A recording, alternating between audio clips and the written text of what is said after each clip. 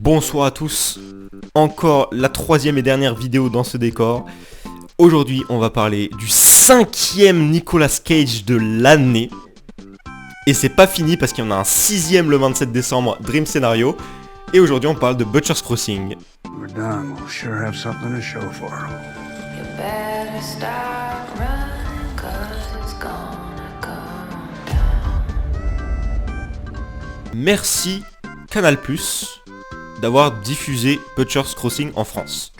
Parce que les films de Cage, bon, cette année on a eu The Old Way en début d'année, qui je crois est sorti en VOD en France, mais en tout cas j'en ai pas trop entendu parler. Sympathy for the Devil, que j'ai beaucoup aimé. The Old Way aussi, j'ai adoré cette super surprise.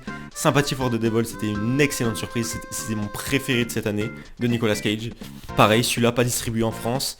Ensuite on a eu The Retirement Plan, pas distribué en France, qui était très drôle mais très nul. On a eu Renfield qui est sorti au cinéma en France, mais qui a fait un flop monumental, et qui était pas terrible. Et là on a Butcher's Crossing, qui est enfin disponible sur Canal+ en France. Le 18 décembre. Depuis le 18 décembre, chez nous.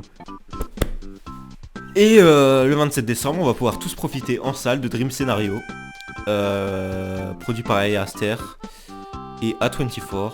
Hâte de voir ce que ça va donner. Résumé du film.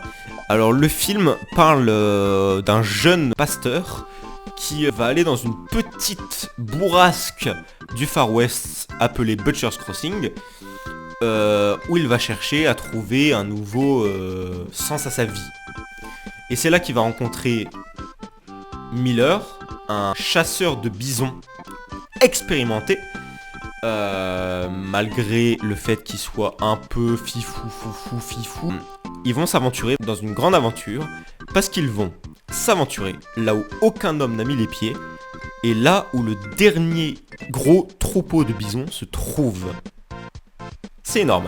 C'est inspiré d'un livre. Et il faut savoir que le film a été tourné, c'est écrit à la fin du film, c'était tourné dans une vraie terre de bisons. Une vraie terre aménagée pour des bisons, pour les maintenir quoi, parce que les bisons ça n'existe quasi plus, il y en a très peu dans le monde. Et du coup voilà, ils conservent les bisons dans ces terres là, ils s'occupent d'eux, et puis ils ont tourné là-bas, donc c'est trop sympa. C'est une anecdote vraiment cool, et puis ça sent vraiment que c'est réel. Et on est encore plus dans le film. Donc, ce nouveau Cage, parce que Cage à chaque fois c'est 50-50, ce nouveau Cage, était-il une bonne surprise ou un désastre? C'était une bonne surprise, c'était une très bonne surprise. Dis donc, Cage, tu n'as fait qu'un mauvais film cette année. Non, 2. Qu'est-ce qui t'arrive? T'as sorti 6 films cette année, il y en a que 2 qui sont mauvais. Renfield et The Retirement Plan. Et encore, Renfield il est mauvais et chiant, mais The Retirement Plan il est mauvais mais très très drôle et très divertissant. Moi j'aime beaucoup déjà l'esthétique un peu western sombre, un peu western noir, sans vraiment d'action. On va vraiment se concentrer sur les personnages, et on peut comparer avec l'autre western qu'il a sorti cette année, Nicolas Cage, The Old Way, où là c'était plus une histoire de vengeance, ça se concentrait plus sur les relations entre les personnages. Et ici ça va être un film beaucoup plus posé, on va se concentrer également sur les personnages, donc c'est ça qui est très intéressant, quand on peut faire la comparaison avec les deux, c'est que c'est des westerns où il n'y a pas vraiment d'action, mais on se concentre vraiment sur les personnages. Mais là dans Butcher's Crossing il y a encore moins d'action. Ce qui est bien ici c'est qu'on est dans un calme planant, avec cet apprenti chasseur de bisons. On est dans un calme apaisant limite. On est apaisé quand on regarde ce film. Et l'aventure, ouais, c'est sûrement une des plus intéressantes et une des plus belles de tous les films de Nicolas Cage de cette année, de 2023. Mais Butcher's Crossing a vraiment ce côté noir, ce côté posé et contemplatif et très beau, avec ses décors majestueux. Ça me fait penser un peu au style de mise en scène de Pig.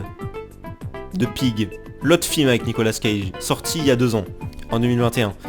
Il avait fait un film qui s'appelle Pig, qui était sorti au cinéma. Et c'était une claque parce que il y avait Nicolas Cage dans le rôle principal et on s'attendait pas du tout à le voir là-dedans. Et c'était génialissime. Et là, Butcher's Crossing, c'est un peu ce côté-là, un peu ce côté planant, un peu ce côté hypnotisant, un peu ce côté posé. J'ai tout simplement adoré, c'était une super surprise. On a des super décors.